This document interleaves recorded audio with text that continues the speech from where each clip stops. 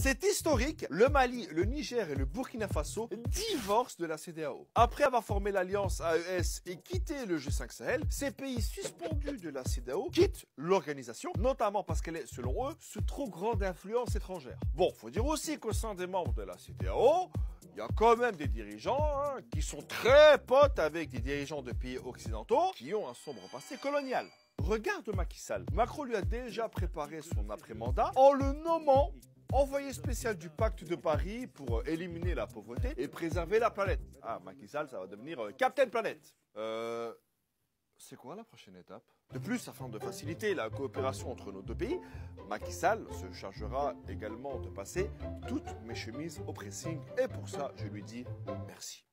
Le Mali, le Burkina, le Niger reprochent aussi à la CEDEAO son 2 poids 2 mesures, parce que lorsqu'il y a un coup d'État chez eux, la CEDEAO dit que c'est contraire à la Constitution et balance des sanctions, mais quand des dirigeants comme Ouattara font un 3e mandat, voilà, la CEDEAO, on l'entend pas trop. Alors que dans les deux cas, c'est des coups d'État. Sauf que l'un le fait avec les armes et l'autre avec un stylo. En tout cas, j'espère que les habitants de la région ne seront pas trop touchés par ce divorce, parce que la CEDEAO, à la base, elle est censée garantir la libre circulation des biens et des personnes. Donc espérons que les Maliens ne soient pas expulsés avant de jouer contre la Côte d'Ivoire. Dans tous les cas, ce que l'on sait, c'est que on reçoit ça. Ouais, c'est embêtant. À chaque fois que vous publiez une vidéo, vous devez avoir des notifications comme ceci.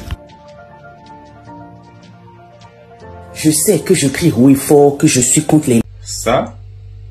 Les sanctions commencent à pleuvoir. On me menace de me bannir du programme de monétisation TikTok pour avoir publié cette vidéo. Tu as sûrement entendu parler de ce qui se passe au Congo. Et si ce n'est pas le cas, je t'invite à aller te renseigner parce que à l'heure... Et ça encore. Ouais, t'as bien lu, hein. T'as très bien lu. Aujourd'hui, j'ai envie de dénoncer en fait cette inégalité qu'on reçoit sur les réseaux sociaux, surtout quand on est une femme et qu'on est noire.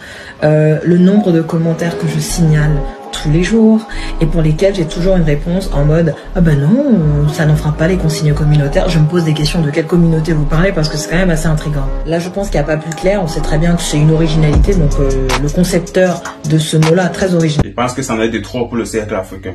Liberté de communication, de partage et de connaissances. C'est la raison pour laquelle nous avons mis sur pied le réseau social africain Djiba World, disponible sur App Store et Play Store.